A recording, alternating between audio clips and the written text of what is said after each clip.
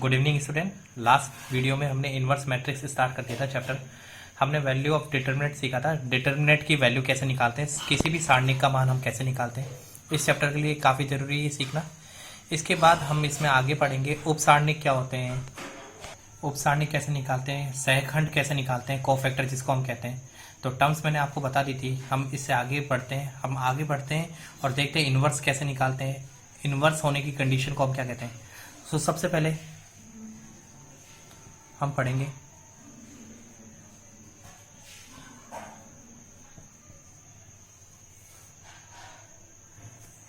Non singular matrix.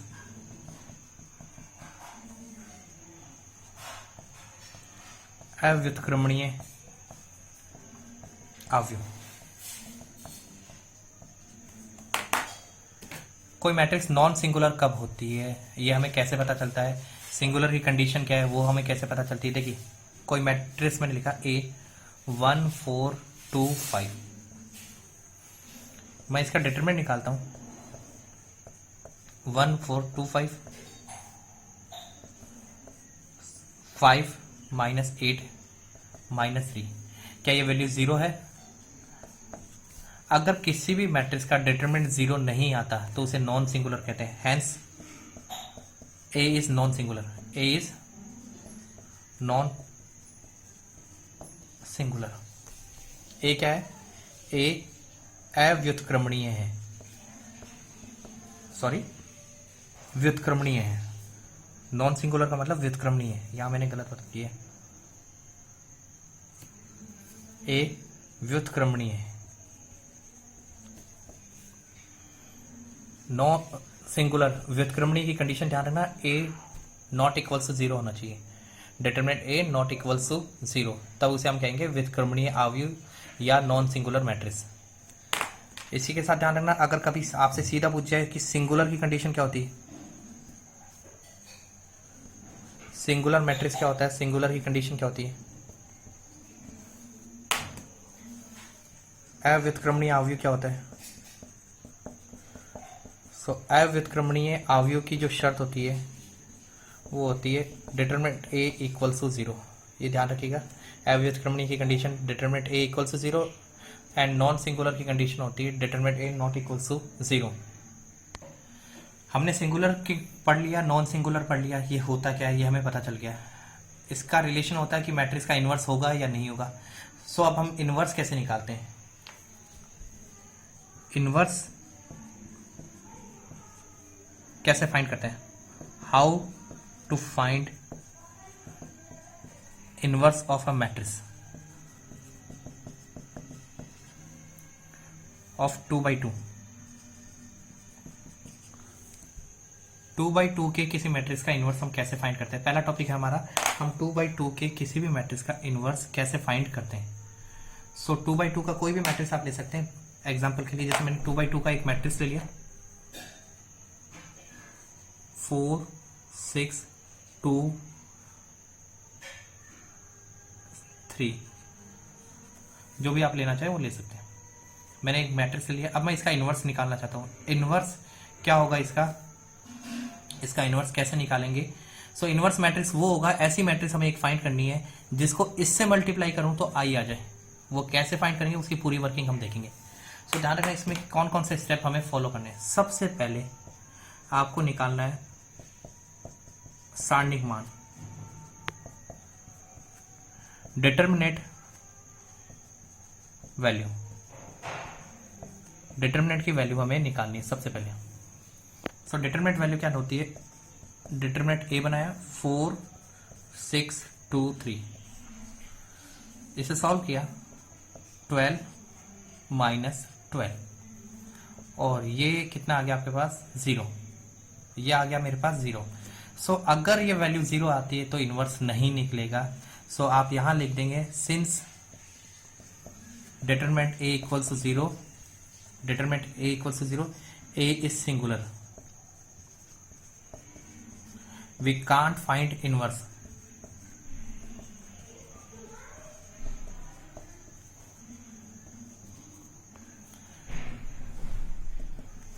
चूंकि determinant A का मान जीरो है, A अव्युत्क्रमणीय है, ये आपका अव्युत्क्रमणीय है, ए इनवर्स अस्तित्व में नहीं है।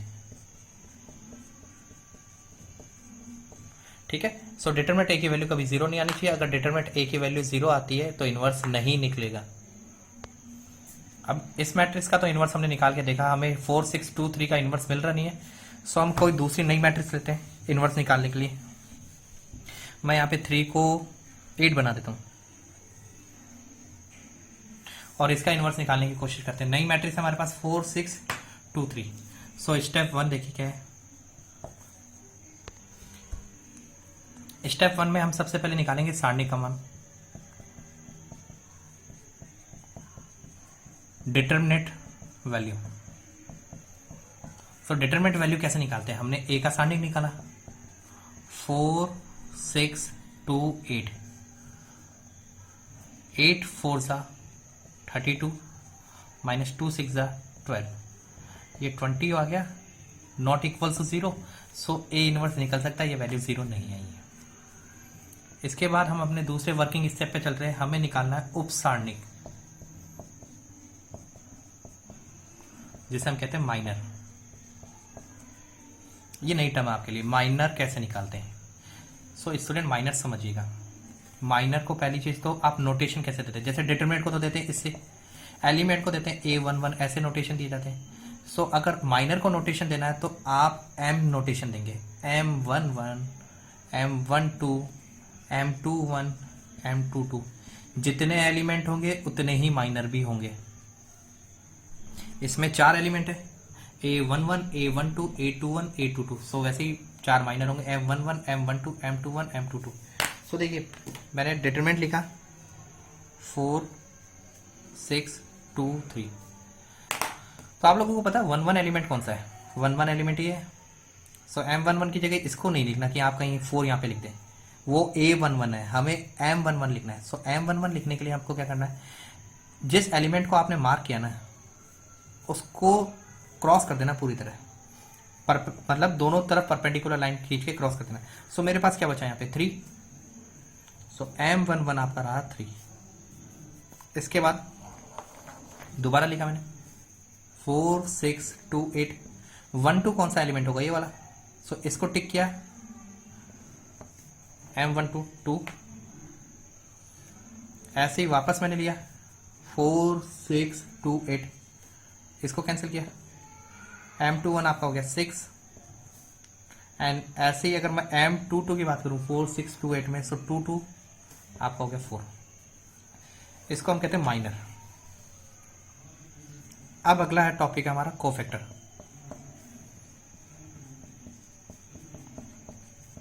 कोफैक्टर जिसको हम कहते हैं सहखंड। सहखंड हम कैसे निकालते हैं? देखिए कोफैक्टर को किसी बुक में C से डिनोट किया जाता है, ये भी उतने ही होते हैं जितने माइनर होते हैं। सो किसी बुक में इसे C11, किसी में F11 और अपनी बुक में इसे A11 से डिनोट किया गया है।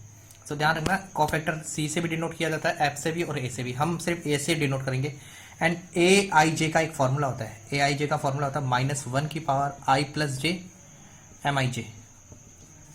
ये फॉर्मूला क्या है वो मैं आपको बताता हूँ। जैसे मुझे सपोज A11 निकालना है, मुझे A12 निकालना है, A21 निकालना है, A22 निकालना है। आपको करना कुछ नहीं है, आपको जो भी माइनर्स है ना वो ऐसे की ऐसे लिख देना है। तो पहला माइनर आपका क्या था 3, M11 M12 2, M21 6 था, M22 आपका 4 था। ये चारों एलिमेंट आपने लिख दिए। अब आप इन्हें प्लस करें, 1 + 1 कितना हुआ 2। अगर ये इवन आ जाए, ये जो प्लस किया वो इवन आ जाए, सम संख्या आ जाए, तो आप इसे यहीं छोड़ देंगे। बट प्लस किया और आपको ऑड मिल गया, विषम मिल गया, तो आपको जो भी साइन है उसको पलटना पड़ेगा। जैसे प्लस है तो माइनस करना होगा, माइनस है तो प्लस करना होगा। अभी जैसे देखिए 1 + 2, 1 + 2 किया 3, ऑड आ रहा है, ऑड आते ही आपको यहाँ पे माइनस लगाना पड़ेगा। 2 1 3 विषम ऑड आ गया, 2 2 4 इवन आ रहा है, ऐसे ही आपने छोड़ दिया। सो ये आपका कोफैक्टर भी निकल गया है। सो यहाँ तक आप देख लीजिए, तीनों टॉपिक आपके क्लियर है। इसके बाद हम आगे चलते हैं।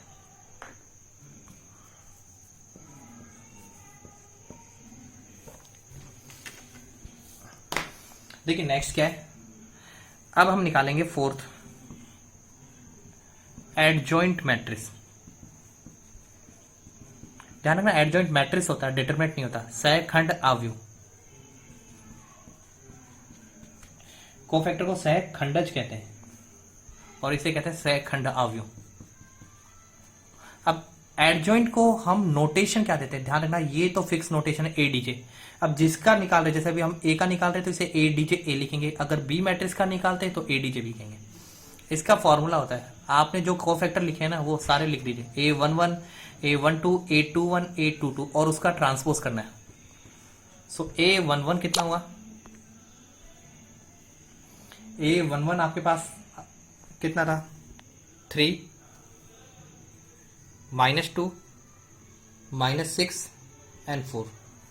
देखिए सारे मैंने लिख दिए 3 -2 -6 एंड 4 और उसका ट्रांसपोज।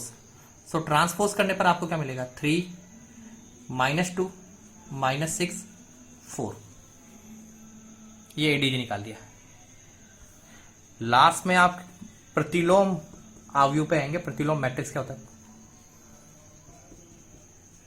या इनवर्स मैट्रिक्स जिसे कहते हैं। इनवर्स क्या होता है, देखिए ए इनवर्स का फॉर्मूला होता है, ये फॉर्मूला आपको याद रखना है, ये फॉर्मूला बहुत इंपॉर्टेंट है, सो इसे आपको याद रखना है। ये फॉर्मूला होता है ए इनवर्स का 1 डिटरमिनेंट ए एडजॉइंट ए, ये इसका फॉर्मूला होता है। सो डिटरमिनेंट ए तो आपका कितना था, डिटरमिनेंट ए आपका था 20। सो 1 डिटरमिनेंट ए 20 था। एडजॉइंट की वैल्यू देखिए आपको ऊपर से 3 -6 -2 4, ये आपने एडजॉइंट की वैल्यू लिखी। अब आप चाहें तो इसे अंदर एडजॉइंट की वैल्यू आपने यहां से देखी 3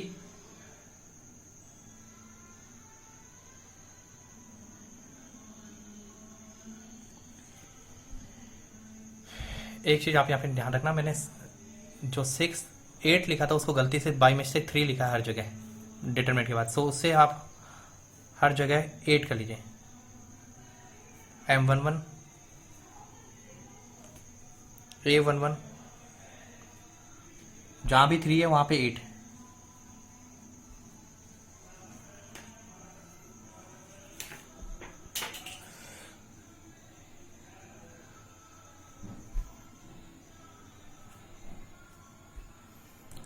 -6 -2 4। सो ये आपका ए इनवर्स निकला। आप इसमें 20 का डिवाइड अंदर कर सकते हैं, अगर कट रहा है तो बाहर भी इसे रख सकते हैं।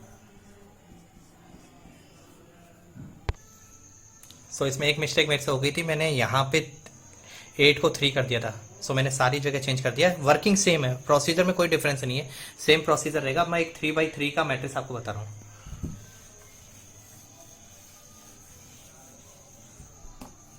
मैं बुक का ही क्वेश्चन ले रहा हूँ 3/3 के लिए।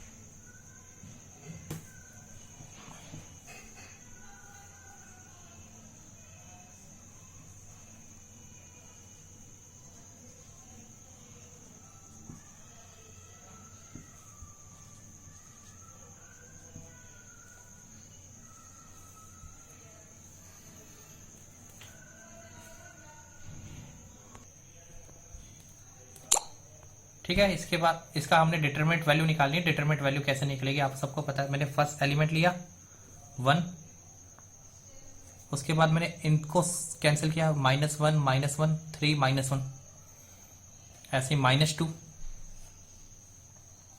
करना क्या होता है 1 2 5 1 -1 -1 2 3 -1। सो देखिए पहले मैंने पहला एलिमेंट लिखा 1, इसके कॉरस्पॉन्डिंग कैंसिलेशन किया, सो -1 -1 3 -1 ये बच गया। फिर -2 लिखा, ये पूरा कैंसिल किया, 1 2 -1 -1 जो था वो सारा मैंने लिख दिया। इस तरह मैंने सॉल्व किया। डिटरमिनेंट सॉल्व करना आपने पिछले वीडियो में सीख लिया था। अब मैं बात कर रहा हूं माइनर की, उपसारणिक।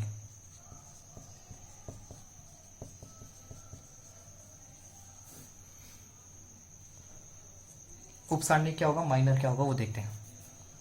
देखिए माइनर कोफैक्टर अब एक ही साथ बता रहा हूं, दोनों एक साथ ही कैसे निकालेंगे।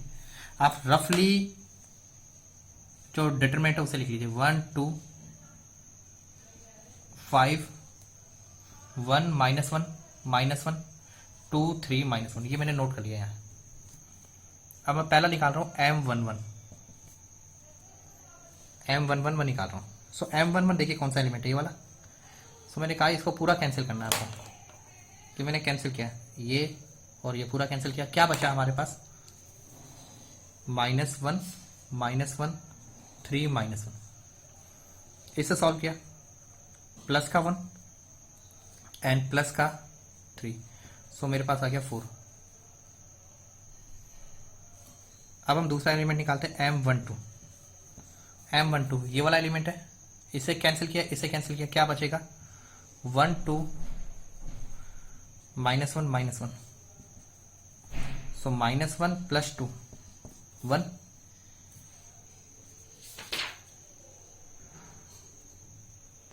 फिर हम थर्ड एलिमेंट पे आते हैं M13। सो ये वाला एलिमेंट है, इसको कैंसिल किया, सो मेरे पास बचेगा 1 -1 2 3 3 + 2 5।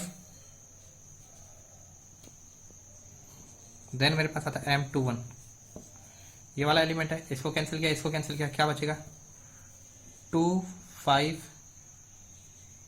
3 -1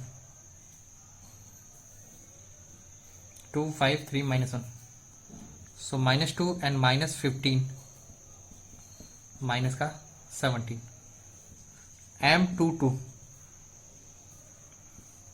M22 देखिए, M22 कौन सा एलिमेंट होगा, M22 ये वाला, इस एलिमेंट के कॉरस्पॉन्डिंग हो। सो मेरे पास बचेगा 1 5 2 -1 1 5 2 -1, सो ये होगा मेरे पास -1 -10 -11। देन हम आते हैं M23 पर।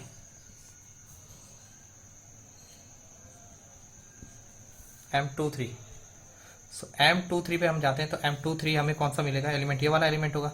ये कैंसिल हुआ, ये कैंसिल, बचा मेरे पास 1 2 2 3, सो ये हो गया 3 1 2 2 3। सॉल्व किया, 3 -4 -1।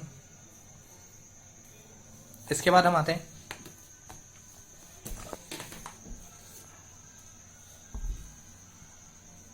M31 M32 एंड M33 पर। सो हमारे पास ये डेटा बच गए। डिटरमिनेंट मैंने फिर वापस लिख दिया यहाँ पे 1 2 5 1 -1 2 3 -1, सो M31 ये वाला एलिमेंट होगा। सॉल्व किया, सो मेरे पास बचेगा यहाँ पे 2 5 -1 -1 M23। सो M23 में कौन सा एलिमेंट होगा, ये एलिमेंट।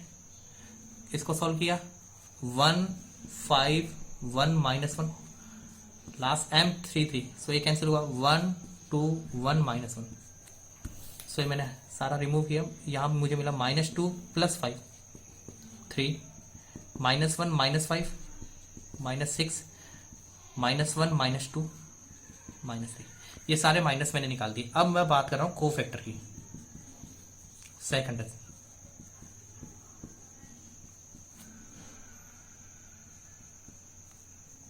Cofactor second. तो देखिए कोफैक्टर कौन कौन से होंगे, A11 A12 A13। सो देखिए M11 कितना था, 4 1 और 5, सारे मैंने लिख दिए 4 1 5। 1 + 1 किया, सम इवन आ रहा है, एज इट इज छोड़ा। 1 + 2 किया, ऑड विषम आ रहा है, इसलिए साइन बदल दिया। 1 + 3 ये इवन है, इसलिए इसे ऐसे ही रहने दिया। इसके बाद M21 M22, सो A21 होगा -17 था, A22 -11 एंड A23 -1, ये यहां तक आ गया था। अब देखिए 2 1 और प्लस करने पे ऑड आ रहा है तो साइन बदलना होगा। 2 2 को एज इट इज छोड़ा, 2 3 पे वापस साइन बदल दिया। A31 A32 A33, सो A31 पे आ रहा है आपका 3, A32 पे आ रहा है -6 एंड A33 पे आ रहा है आपका -3। सो ये इवन है, ये ऑड है तो साइन बदलेगा इसका, इस को एज इट इज छोड़ दिए, ये कोफैक्टर हो गया। अब हम लिखते हैं एडीजे। एडीजे मैट्रिक्स लिखना है सेकंड हाफ, तो एडीजे ए क्या होगा, ये सारे एलिमेंट लिखिए। 4 -1 5 17 -11 1 3 6 -3, और इसका करना है ट्रांसपोज।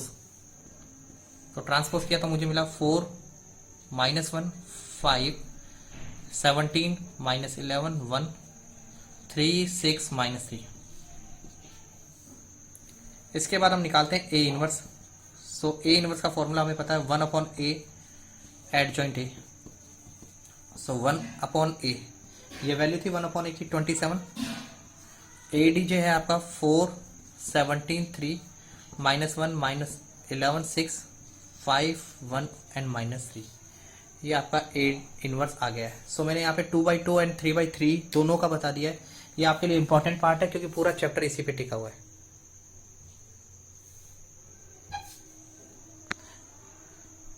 इस बार मैं आपको वीडियो के साथ इसके जो भी बोर्ड पे नोट किया उसकी PDF और सेंड करूंगा।